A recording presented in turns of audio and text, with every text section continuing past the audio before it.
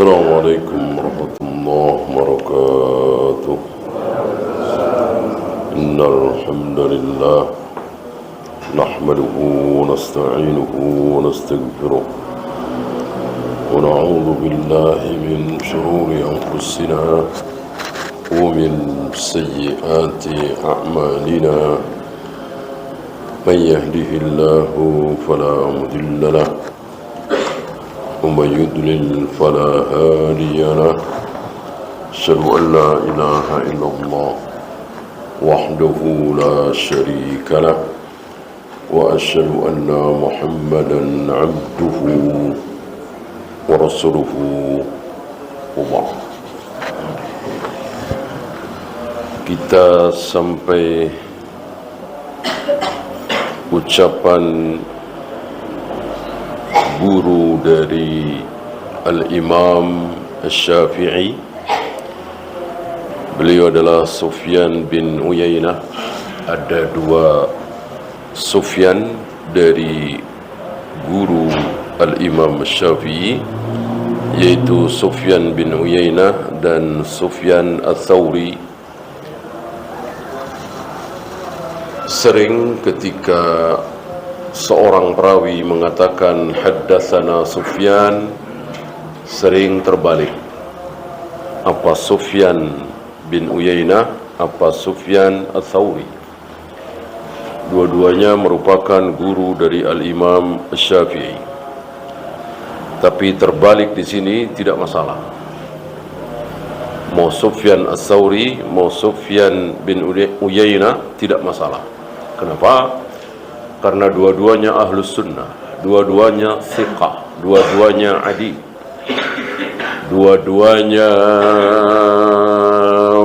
bisa dipercaya dalam periwayatan hadis. Ini yang dikenal dalam istilah hadis dengan illah ghairul qadihah, cacat tapi tidak berpengaruh. Di sini Sufyan bin Uyainah mengatakan, dan ini merupakan kaidah besar, laisa fil ardi sahibu bid'atin.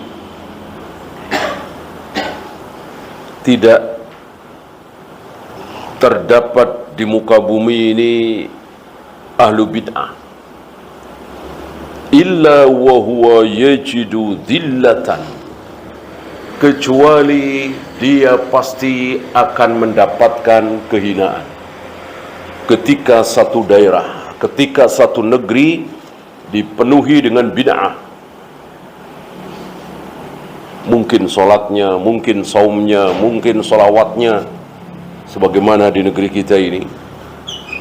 Illa wa huwa yajidu dhillatan takshahu, pasti negeri itu dipenuhi dengan kehinaan, keburukan, kemunduran, kemiskinan, terjajah, dan seterusnya. Dikuasai oleh orang-orang kafir, dijajah oleh orang-orang kafir. Ketika satu negeri penuh dengan bid'ah, buktinya sudah terlalu banyak. Salah satunya di negeri kita. Apa yang terjadi dengan kaum muslimin ketika 350 tahun dikuasai oleh Belanda, oleh Jepang. Lihat kaum musliminnya. Penuh dengan sunnah apa penuh dengan bid'ah? Penuh dengan bid'ah. Terbukti ucapan beliau.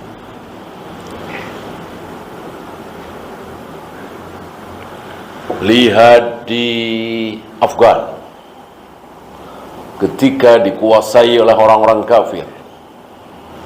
Lihat di Yaman, lihat di Palestina, lihat di negeri-negeri Islam. Waktu itu di Bosnia, kemudian di Rohingya. Ketika negeri-negeri Islam itu dikuasai oleh orang-orang kafir, mundur, terbelakang, terjajah, miskin. Lihat masyarakatnya. Ahlu sunnah apa ahli bid'ah? Ahli bid'ah, penuh dengan bid'ah. Sebagaimana di negeri kita. Ya. Bandingkan dengan negeri sunnah. Yang pertama tentunya di zaman para sahabat. Ketika Rasul wafat, bagaimana keadaan para sahabat? Dijajah apa menjajah? Menjajah. Para sahabat, para tabi'in, atba'ut tabi'in mendatangi negeri-negeri kafir. Didatangi oleh para sahabat. Sebagian riwayat mengatakan sampai ke negeri kita. Minimal utusannya, terusannya. Apa di zaman tabi'in atau atba'ut tabi'in sampai ke Eropa.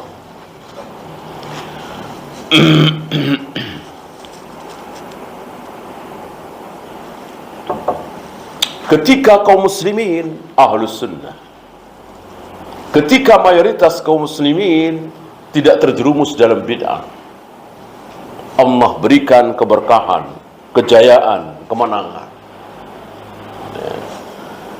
Dengan demikian, untuk meraih kejayaan Islam tidak perlu lagi dengan gerakan-gerakan. Kan gerakan-gerakan yang ada dari Ikhwanul Muslimin, Hizbut Tahrir, Jama'atut Tabligh, apalagi termasuk yang ada di negeri kita ini, tujuannya apa? Supaya Islam menang, Islam jaya, Islam maju, Islam berkuasa, termasuk partai-partai Islam. Perlukah partai Islam? Enggak perlu. Kalau yakin dengan ucapan beliau, dan beliau tidak asal ngomong, beliau akan bawakan dalilnya nanti, dan enggak tanggung-tanggung. Dalilnya di mana? Di ayat Al-Quran. Nanti akan dibawakan oleh beliau. Maka orang yang yakin dengan dalil, enggak berharap dengan partai Islam, dengan harus milih si fulan. Enggak berharap kalau fulan jadi Islam jaya. Kalau itu benar, ucapan ini salah. Jadi siapapun yang jadi, Islam akan jaya. Kalau mayoritas kaum muslimin berpegang kepada sunnah, siapapun yang jadi, Islam akan terpuruk.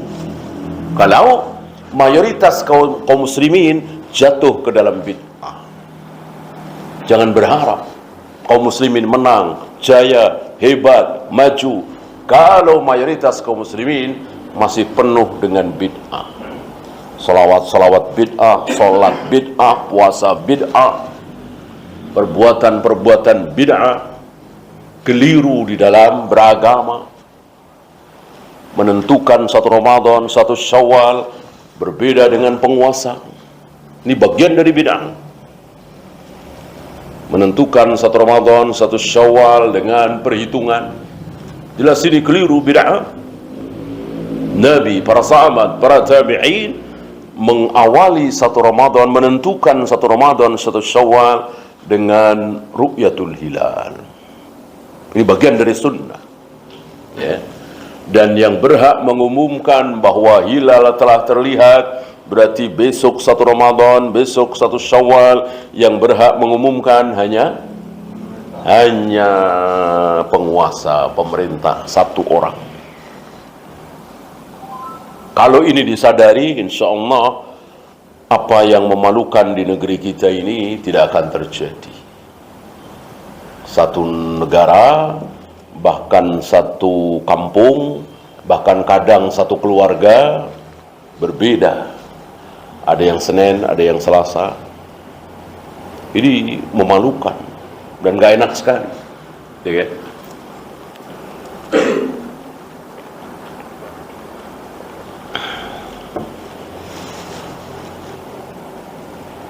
Mana dalil? Orang yang yakin dengan dalil ini, dia tidak akan berharap dengan yang lain. Yang berharap dengan yang lain, kita berharap beliau menang, beliau terpilih, Islam jaya. Berarti tidak yakin dengan dalil ini. Ya. Kalau partai Islam ini menang, nanti Islam akan jaya, akan berkuasa. Berarti nggak yakin dengan dalil ini. Ya. Siapa yang yakin dengan dalil ini, maka dia tidak berharap dengan itu semua, berharapnya hanya sunnah. Ketika sunnah betul-betul diamalkan oleh mayoritas kaum muslimin, ketika mayoritas kaum muslimin meninggalkan berbagai macam bid'ah, pasti ini terjadi. Dan itu di depan mata kita. Tandus, gersang, sejauh mata memandang yang terlihat cuman pasir. Kalau tak ada gunung-gunung, bukit-bukit, nggak ada hijau-hijaunya, batu semua. Mau nanam apa? Tapi jeruk ada di situ, pisang yang paling bagus ada di situ, nanas, buah-buahan, sayur-sayuran ada di situ, daging apalagi, penuh keberkahan. Nggak ada huru hara setiap 5 tahun sekali, saling caci, saling maki, saling hujat setiap 5 tahun sekali, sebagaimana di negeri kita ini. Ya, nggak ada yang berpikiran nyalon wali kota, nyalon gubernur Mekah, nggak ada, semuanya dari atas, nggak ribut, tidak seperti negeri kita. Luar biasa, demo nggak ada. Ya, masjid-masjid ramai. Setiap kali terdengar azan, warung-warung tutup, toko-toko tutup. Ya. Bahkan ada peristiwa luar biasa, barangkali antum masih ingat, ketika rajanya dikunjungi oleh kalau tidak salah Presiden Prancis waktu itu, ya, terdengar azan asar, ditinggalkannya ini si tamu presiden kafir ini untuk sholat berjamaah. Luar biasa. Kenapa? Karena di situ partai Islam menang? Enggak. Karena kaum muslimin bersatu mencoblos partai Islam? Enggak. Orang enggak ada partai. Karena mengamalkan sunnah, karena jauh dari bid'ah, tegas penguasanya, yang bid'ah diusir, lama-lama di atas kubur Nabi diusir, ini syirik, ini haram. Nggak ada situs-situs peninggalan Nabi SAW. Kalau ada, luar biasa, yang gua Hira, gua Thur, rumah Nabi, apalagi banyak sekali. Seandainya situs-situs itu seperti di negeri kita, terjadinya perang Badar, terjadinya perang Uhud di sini, ya, dibikin monumen misalnya, nggak ada. Ibnu Umar pernah satu ketika, ini Nabi sudah wafat, ya. Ibnu Umar pernah satu ketika melewati pohon, dan pohon itu disebutkan dalam Al-Quran, yubayi'unaka tahta syajarah, ketika mereka membaiat engkau ya Muhammad di bawah pohon. Peristiwa, ya,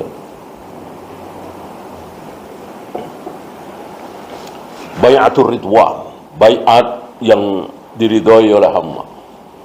Betul-betul tangan para sahabat dilekatkan ke tangan Nabi SAW, berbaiat, sumpah setia di hadapan beliau, siap mati demi Islam, membela Allah dan Rasulnya.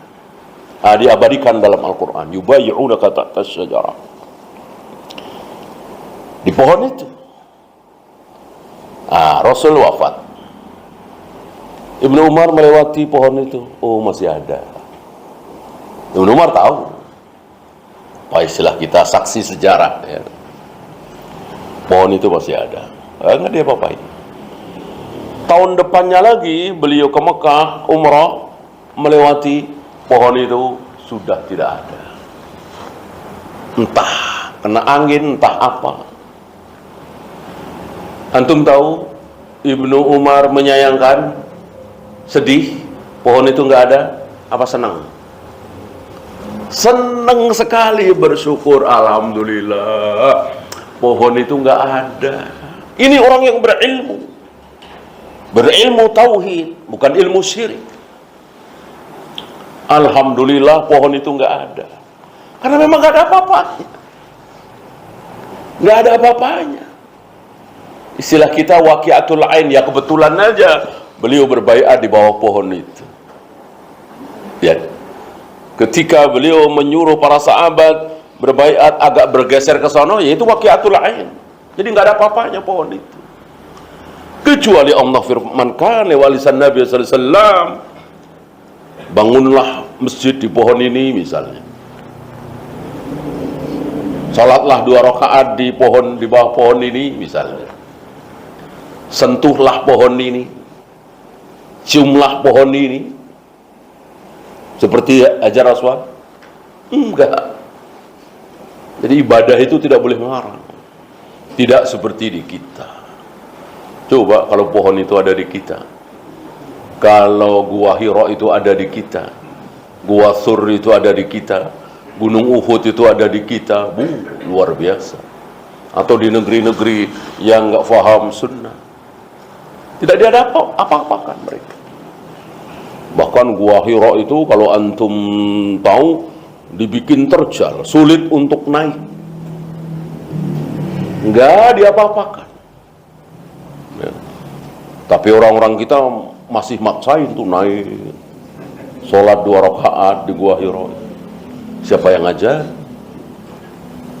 Iya.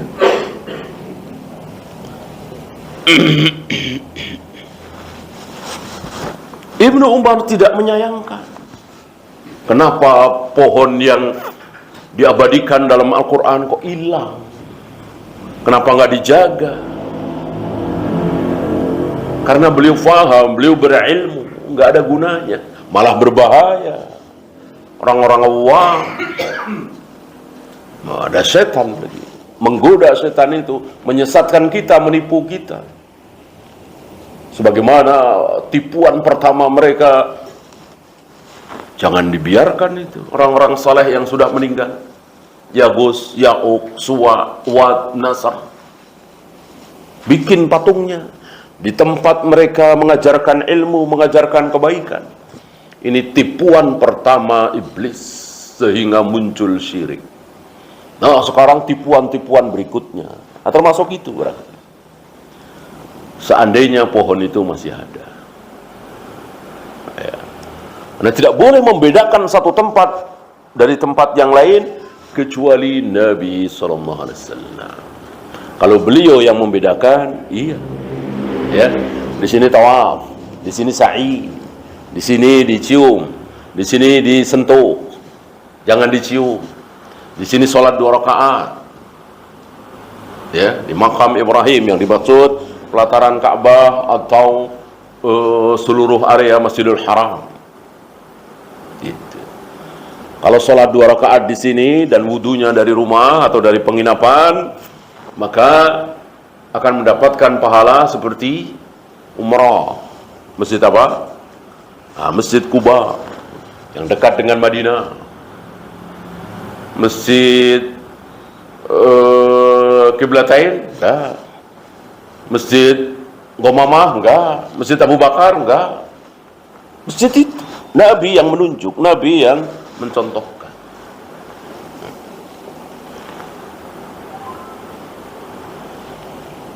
Inilah dia. Ketika satu negeri penuh dengan bid'ah, maka Allah akan timpakan kehinaan, zillah, kemunduran, kemiskinan, keterbelakangan, keterpurukan. Dan itu ada di ayat, itu ada dalilnya. Surat Al-A'raf, ya, 152, saya bacakan. innal ladzina ittakhadul ijla, sungguh orang-orang yang menjadikan ijl, anak sapi, sembahan, samiri. Antum masih ingat kisahnya? Ketika Bani Israel Yahudi ini ditinggal oleh, waktu itu tentu kaum muslimin ya, bersama Nabi Musa. Nabi Musa meninggalkan mereka selama 40 hari kira-kira di Bukit Tursina menghadap Allah. Nah, mereka ditipu oleh Samiri dengan adanya ijl, sapi atau anak sapi, lahu khuar, yang patung anak sapi itu mengeluarkan bunyi. Cuman begitu doang, cuman mengeluarkan bunyi, disembah, diagung-agungkan. Sayanaluhum ghadabum min rabbihim, mereka akan mendapatkan murka dari Rabb mereka. Mereka akan mendapatkan murka dari Allah. Wa zillatun, dan kehinaan, keterpurukan, kemiskinan, kemunduran fil hayatid dunya, di kehidupan dunia ini. Murid-murid beliau atau sahabat-sahabat beliau mengatakan, itu kan yang menjadikan anak sapi doang. Mana bid'ah-bid'ahnya mana?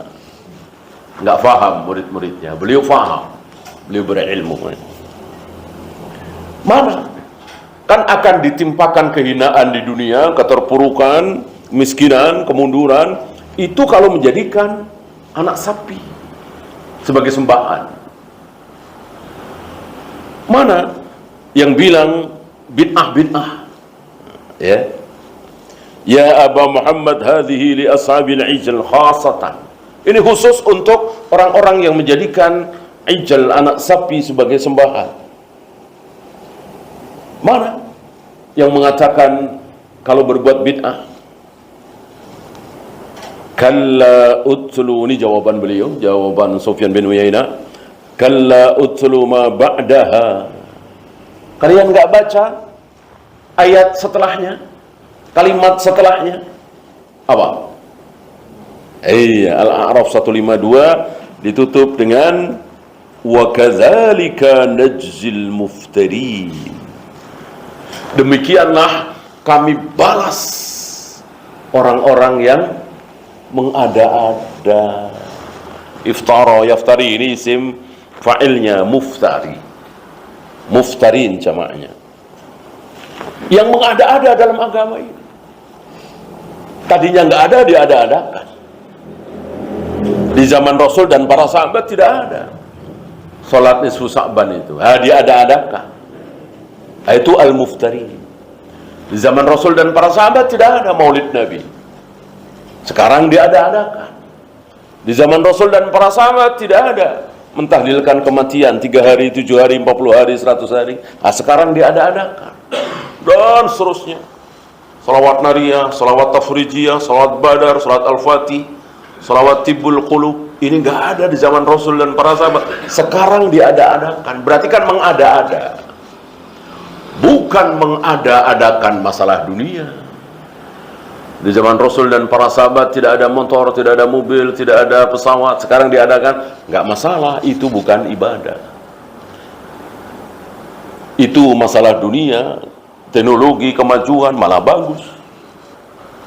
Kita tidak disuruh mencontoh Nabi dalam hal kendaraan, dalam hal pakaian. Model pakaian kita beda dengan model pakaian Nabi, nggak masalah. Makanan, jenis makanannya nggak masalah. Yang masalah sholatnya, saumnya, zakatnya, hajinya. Belum memakai pakaian ihram padahal sudah melewati mikot. Ini masalah. Karena Rasul dan para sahabat ketika melewati mikot itu sudah memakai pakaian ihram. Di Mekah seminggu, umrah 3 kali, 4 kali. Nah, ini masalah. Karena Rasulullah selama di Mekah 10 hari, 19 hari, 2 kali beliau berkunjung ke Mekah setelah hijrah. 3 kali, yang satu gagal, maka ada Bayatul Ridwan tadi. Umrah sekali. Rasul dan para sahabat umrah cukup sekali. Nah, kita berkali-kali, itu masalah, itu bid'ah. Mengada-ada, melebihi Rasul dan para sahabat, pasti tidak baik. Nggak mungkin lebih dari Rasul dan para sahabat itu menjadi baik. Nggak mungkin, pasti tidak baik.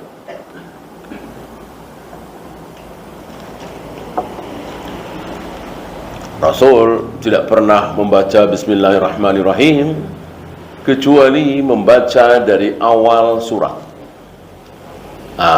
Kita membaca tidak dari awal surat, tapi dari ayat ke-10 misalnya, ke-15 misalnya, tapi pakai Bismillahirrahmanirrahim. Itu masalah.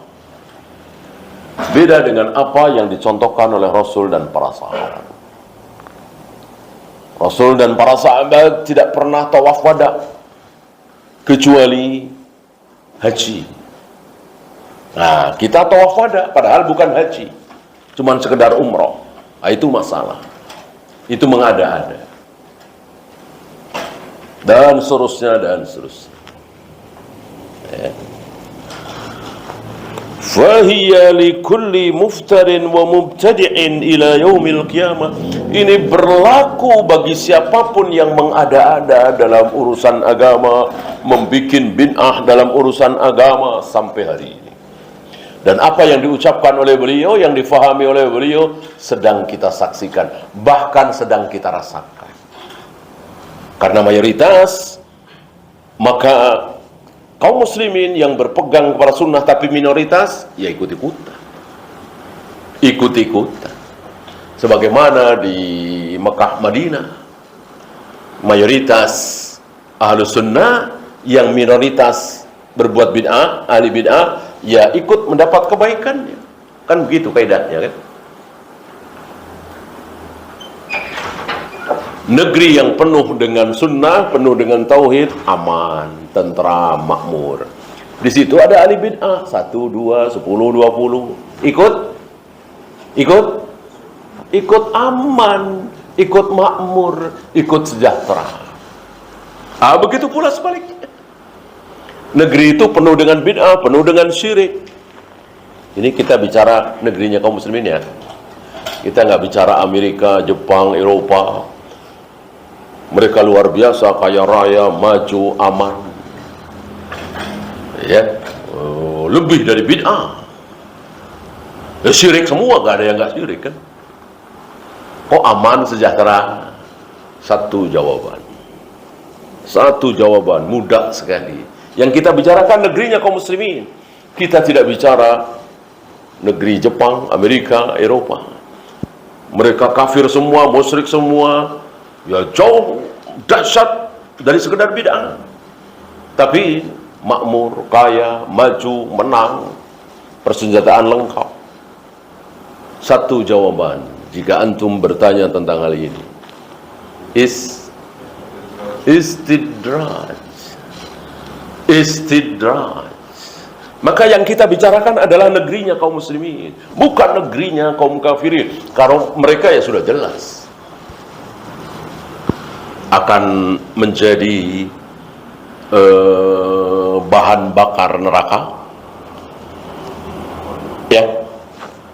Ya buat apa? Jaya, menang, hebat, kuat di dunia, buat apa? Kita sedang berbicara, beliau sedang berbicara tentang negerinya kaum muslimin. Indonesia, Malaysia, Brunei, Yaman, Mesir, Saudi, dan seterusnya. Bukan negeri-negeri kafir. Ingat Fir'aun, kayak apa hebatnya, majunya, makmurnya, kayanya. Istidraj, ya.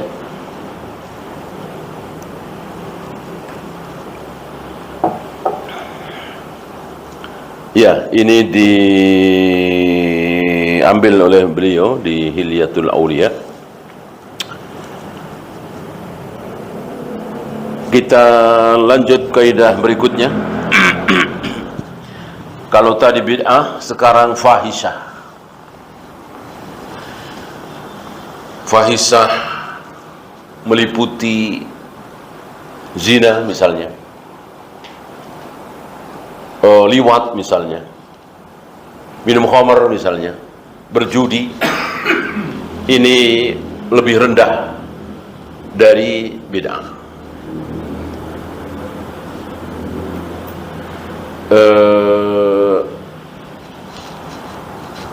Ada 5 tahapan, antum masih ingat? Tipuan iblis, godaan iblis, ajakan iblis kepada manusia. Tahapan pertama, ini menjadi favoritnya iblis, yang sangat-sangat disukai oleh iblis. Sangat disukai oleh iblis, tentu sangat dibenci oleh Allah. Nggak mungkin iblis suka, Allah juga suka. Nggak mungkin iblis benci, Allah juga benci. Apa yang disukai oleh iblis tentu dibenci oleh Allah. Yang paling disukai oleh iblis pasti yang paling dibenci oleh Allah. Apa? Syirik. Ini yang pertama, favoritnya iblis. Maka gimana caranya iblis berusaha sekuat tenaga supaya kaum muslimin berbuat syirik, supaya manusia berbuat syirik, ya. Kalau tidak bisa bertauhid semua, maka langkah kedua yang ditempuh oleh iblis apa? Bid'ah. Bukan maksiat dulu, bid'ah. Ya, sebagaimana yang terjadi hari ini di negeri-negeri kaum muslimin. Iblis sedang menjalankan misi kedua itu, menyebarkan bid'ah seluas-luasnya, ya. Dan ini lebih disukai oleh iblis ketimbang zina, khamar, judi, membunuh, mabuk. Kenapa? Karena bid'ah ini tidak disadari oleh pelakunya. Beda dengan pelacur, germo, pengedar narkoba, penjudi. Apakah mereka sadar kalau itu dosa? Pasti sadar, pasti tahu. Sebodoh-bodoh seorang muslim, sejahil-jahil seorang muslim, pasti dia tahu yang namanya berzina, berjudi, minum khamar itu salah, itu dosa. Pasti mereka tahu. Maka tinggal nunggu saatnya untuk bertaubat. Orang tahu kalau itu dosa. Maka insya Allah tidak ada seorang muslim pelaku maksiat bercita-cita berbuat maksiat sampai akhir hayat. Aku akan minum khamar sampai akhir hayat. Aku akan berjudi sampai akhir hayat. Aku akan melacur sampai akhir hayat. Nggak ada. Pasti mereka punya rencana untuk berhenti. Entah di umur 55 tahun, atau 50 tahun, atau 45 tahun. Dan banyak yang berhenti dan akhirnya bertaubat. Kalau tidak keburu, mati. Banyak, ya. Adapun yang berbuat bid'ah ini, kapan mau rencana taubat? Orang nggak merasa salah, merasa benar, merasa sedang ibadah. Maka ini betul-betul lebih disukai oleh iblis, ya. Kemudian yang ketiga tadi, berbagai macam maksiat, fahisyah. Kemudian yang keempat, ini kan dosa-dosa besar ya. Yang ketiga, yang keempat, dosa-dosa kecil. Karena dosa ada yang besar, ada yang kecil. Dosa kecil biasanya larangan Allah dan Rasulnya tidak boleh, tapi tanpa ancaman. tanpa ancaman. Ancaman zina ada nggak? Jelas. Hukumannya luar biasa kan? Dicambuk, direjam. Ancaman peminum khamar, ancaman pemakan riba, luar biasa. Berenang di sungai darah. Dia capek berenang, dia menuju ke tepian. Di tepi sudah ditunggu oleh seseorang. Dimasukkan batu ke mulutnya, suruh ke tengah lagi. Dan begitu seterusnya, mengerikan sekali. Ini ancaman pelaku pemakan riba. Ya, mencuri, berjudi, ada ancamannya. Ya.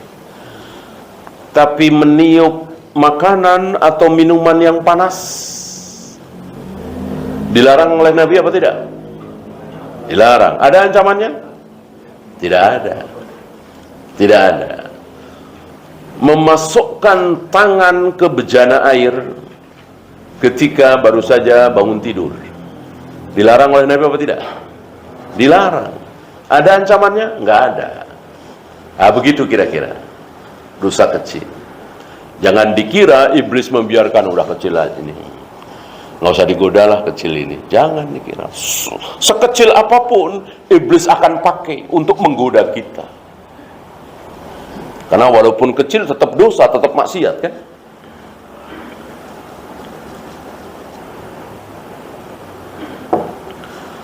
Dosa kecil nggak mempan juga, maka digoda kaum muslimin untuk melakukan hal-hal yang tidak berdosa, tapi nggak ada manfaatnya. Dosanya nanti. 2 hari kemudian, 3 hari kemudian, seminggu kemudian baru muncul dosanya. Sekarang belum dosa nih. Ya, misalnya begadang, tidur larut malam, mending ngaji, mending ngobrol bercengkrama dengan anak istri. Ya, ini cuman berdua, pinggir jalan. Dorong-dorong kayu dorong sana, dorong kayu kecil, ada kotak-kotak gitu, ya. Ini ngapain? Padahal nggak judi. Kalau judi udah jelas masuk yang ketiga, nggak judi, cuman iseng saja dorong-dorong kayu sampai jam 12, jam 1. Ini bagian dari tipuan iblis. Iblis tidak membiarkan. Yang terakhir, amalan mafdul, amalan yang bagus. Amalan itu bagus, baik, berpahala, tapi membikin dia meninggalkan amal yang lebih besar. Kadang meninggalkan kewajiban. Ini pun bagian dari tipu daya iblis. Dan misalnya seorang wanita, dia bikin pengajian, kan bagus, jadi panitia pengajian, semangat. Dia bikin pengajian seminggu bisa 3 kali, 4 kali. Ya. Dia biarkan suaminya di rumah masak sendiri, bikin kopi sendiri, tidak ada yang melayani. Ya, ini bagian dari talbisul iblis, bagian dari tipuan iblis. Yang istilah kita, yang jarum dia ambil, yang kapak dia buang. Yang kecil dia ambil, yang besar dia buang. Rugi. Ketika dia di rumah saja melayani suaminya, ini jauh lebih besar. Apalagi ada anak-anak, ngurus anak-anak, ini jauh lebih besar daripada bikin pengajian sana sini. Ya. Itu bagus betul, tapi ada yang lebih besar. Gitu. Banyak orang yang tidak berilmu seperti itu. Kalau yang berilmu enggak. Ada seorang alim ketika berada di depan jamaah mungkin ribuan, ditinggalkan karena ingat perintah ibunya, harus memberi makan kambingnya. Ini jauh lebih besar. Dia tidak terkecoh, tidak terpedaya. Dia seperti banyak di antara kita terkecoh, terpedaya. Wah, ini hebat nih. Wah, ini berjuang nih. Padahal tidak. Allah dan Rasulnya tidak mewajibkan dia melakukan seperti itu. Yang diwajibkan oleh Allah dan Rasulnya kepada dia berbakti kepada ibunya, taat kepada ibunya.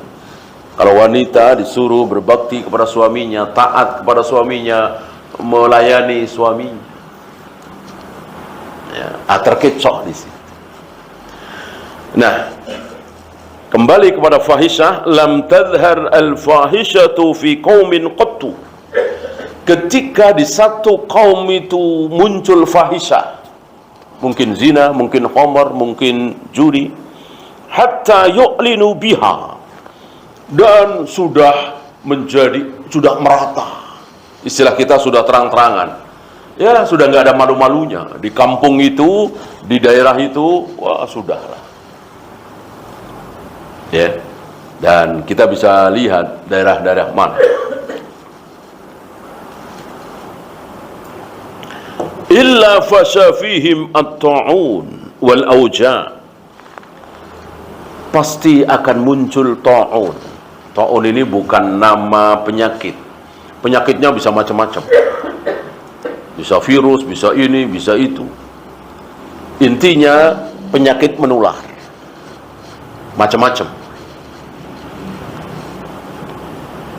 Allati lam takun madat fi aslafihim, yang sebelumnya belum pernah ada penyakit itu. Betul-betul kita sedang saksikan. 2018 belum ada, 2017, 16, 15, 14 terus belum pernah ada. Baru muncul itu 2020 ya. Ini ketika fahisyah sudah merajalela, akan muncul hal-hal seperti itu. Maka luar biasa, kerusakan itu betul-betul disebabkan oleh manusia sendiri. Wallahu a'lam. Ya, itu saja. Ada pertanyaan, silakan.